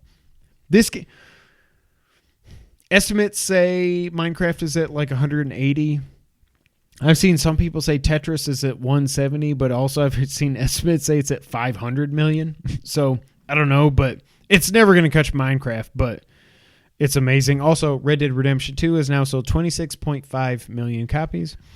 PS Now in November is getting Persona 5 and Shadow of War. They're both available until February 4th, 2020, as well as Hollow Knight. IO talked about that the next Hitman is, quote, well underway. I don't know, after Hitman 2, I'm not too excited for it, which is sad for me, but whatever. An Xbox, this was revealed on Reddit that they are working on a surprise me button for their next update. So basically, what people can do now if they're in the insider program, you're bored, you're looking at your PS4 and you're like, I don't know what to play. There's a surprise me button, and it goes, play Metal Gear Solid 5, whatever. That's kind of cool, I guess. It is cool. It seems obvious, though. It's like, why the hell does everybody not do this? But whatever. And that's it. We've been going long enough. Oh, my God. Yep. I knew this was going to be a great episode. So that's it. There's no Did You Know this week. But thank you all so much for being here. You can find us at nerd901.com. Go over there where they're connecting nerds around the Mid-South and the multiverse. Thank you guys again for Extra Life and everything that we accomplished there. Go check out Ernie the Blur Without Fear at youtube.com/Blur Without Fear. You can find us on Twitter. Oh, man. You can find us on Twitter. I'm at Kevin White. He's at Real Sean White. Together we're at 2player _ co-op. Fake Joe. You messed me up. You can support us at patreon.com/2playercoop. You can find us on Twitch at twitch.tv/2player_co-op. Of course, go to youtube.com/2playercoop. Like, subscribe, all that other stuff. We got a few subs over the weekend from Extra Life. Thank you guys so much. If you like audio, and I know Sean does, I love audio. you can find us on Apple Podcasts, SoundCloud, Google, Spotify, Stitcher, and other audio services around the multiverse. Even though it says Globe. Thank you guys so much for being here. I knew this was going to be a long episode. I'm shocked how much I like Death Stranding and how much I talked about it. But I'll probably have a little bit more next week, but hopefully next week we'll both be able to talk about Jedi Fallen Order. It's going to be fun, I hope. God, I don't see how. It can't be it can't be any less than like an 8. 8. If it's an 8, then I'm like, okay. Yeah. So, but until that time, Sean, go ahead and take us out. Thank you for playing.